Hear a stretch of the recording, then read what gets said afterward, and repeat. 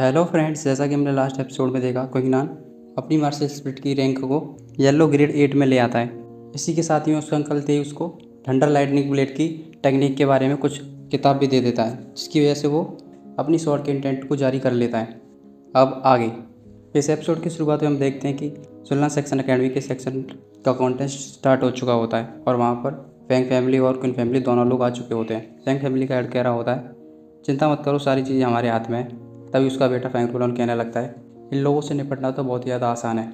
इधर हम देखते हैं कि क्विंगनान भी आ जाता है और वो अपने फादर से ग्रीटिंग करने लगता है। इसके बाद ही वो तुरंत फैंग रूलोन की तरफ देखने लगता है और कह रहा होता है, अच्छा तो ये है फैंग रूलोन। उसके बाद हम देखते हैं सोसियोई को, जो कि आगे की तरफ जा रही होती है। उसकी प्रेजेंस को फील करते ही तुरंत ही शुन्नान उसकी तरफ देखने लगता है और सोच रहा होता है, अच्छा तो ये लोग हैं जिनकी कल्टीवेशन मेरे फादर से 1 स्टार भी अबव है। तभी वो श्याव तुरंत ही उसकी तरफ देखने लगती है। वो जैसे ही उसकी तरफ देखती है, क्विंगनान के ऊपर काफ़ी ज़्यादा दबाव बनने लगता है और सोच रहा होता है, खाली इसकी नज़र से ही कितना बड़ा ऑपरेशन बन रहा है। फिर कुछ देर बाद वो झटका देकर अपनी नज़रों को हटा लेती है। उसकी वजह से भी क्विंगनान भी अपना सिर नीचे कर लेता है और अपने पसीने को पोंछ लेता है। तभी शाओचिंग पूछने लगती है, क्या हुआ गैंग मास्टर। इस पर वो कहने लगता है, कुछ नहीं हुआ, सब ठीक है। पर वो अपने मन ही मन में सोच रहा होता है, इस लड़की की कल्टीवेशन बहुत ही ज़्यादा है। तभी दोनों फैमिली के हेड आगे बढ़कर उन दोनों से ग्रीटिंग्स करने लगते हैं। फैंग फैमिली का हेड आप लोगों से ग्रीट करता है, क्विन फैमिली का हेड आप लोगों से ग्रीट करता है। तभी क्विन फैमिली का एक एल्डर आगे आ जाता है और कहने लगता है, क्या आप दोनों लोग हमें बता सकते हैं कि आप लोगों की रिक्वायरमेंट्स क्या हैं। इस पर वो लड़का कहने वाला लगता है, चलो जल्दी से स्टार्ट करो। इसके बाद वो एल्डर तुरंत ही वो मोटे वाले एल्डर से कहने लगता है, मोटा बताने लगता है, मैच अब से स्टार्ट हो चुका है। पहले मैच के लिए सब लोग ड्रॉस को कलेक्ट करेंगे और जिसका नंबर भी सीरियल वाइज होगा उस हिसाब से ही सारे मैच होंगे।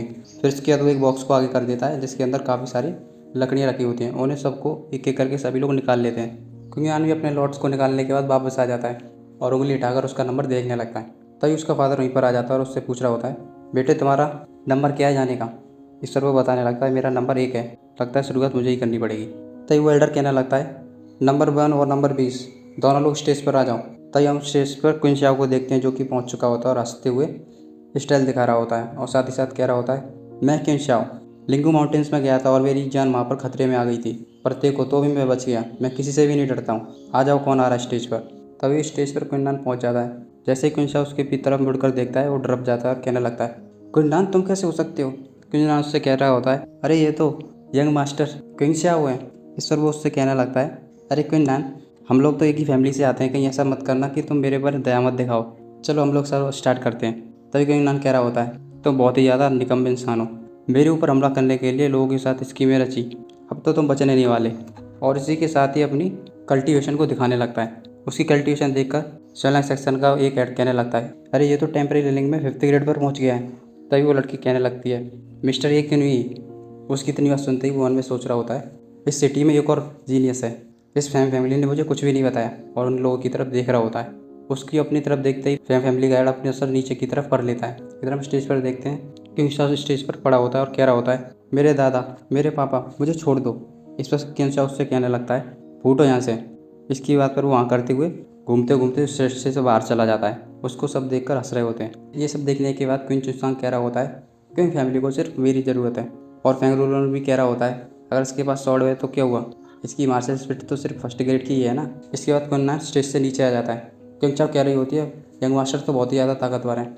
इसके बाद दूसरा राउंड स्टार्ट हो जाता है और इसी तरह से चलते चलते सभी राउंड्स चलते रहते हैं। अगला राउंड आता है जिसमें फैंग रूलोन आ जाता है और उसके सामने क्वीन फैमिली का लड़का होता है। उसको देखने के बाद फैंग रूलोन कहने लगता है, क्वीन फैमिली सिर्फ कचड़ों का घर है और कुछ भी नहीं। और इसी के साथ ही वो अपने अपोनेंट्स पर दबाव बनाने लगता है। उसके दबाव से क्वीन फैमिली का लड़का ज़मीन पर दबने लगता है, पर वो अपनी दम दिखाते हुए अपनी मार्शल स्पिरिट को खोल देता है और उस प्रेशर को झेल रहा होता है। तभी फैंग रूलोन कह रहा होता है, तुम सिर्फ एक कचड़े हो, तुम्हें लगता है कि तुम मेरे से कंपटीशन में आने के लिए काबिल हो। और तुरंत ही उसके घूंसा मार के उसकी मास्टर स्पिरिट को तोड़ देता है। इसी के साथ ही वो आदमी ज़मीन पर गिर जाता है। फैंग रूलोन तुरंत ही उसके पास जाकर उसके सिर पर अपनी लात रख देता है और कह रहा होता है, तुम्हारी इतनी हिम्मत नहीं कि तुम मेरे आगे हार मारने की कोशिश करो।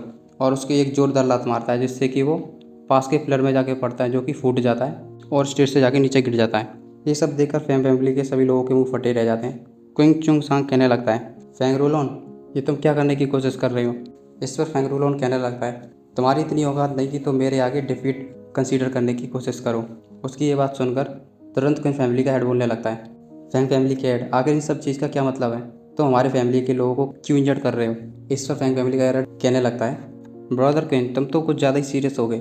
जैसा मेरे लड़के ने कहा, कंपटीशन में चोटें लगना तो एक आम बात है। तभी उन दोनों एल्डर्स में से एक बोलने लगता है, अगर तुम्हारी ताकत ज़्यादा नहीं है, अगर तो तुम इंजर्ड हो जाओ तो तुम उसके हकदार हो, इसमें कोई कुछ भी नहीं कर सकता।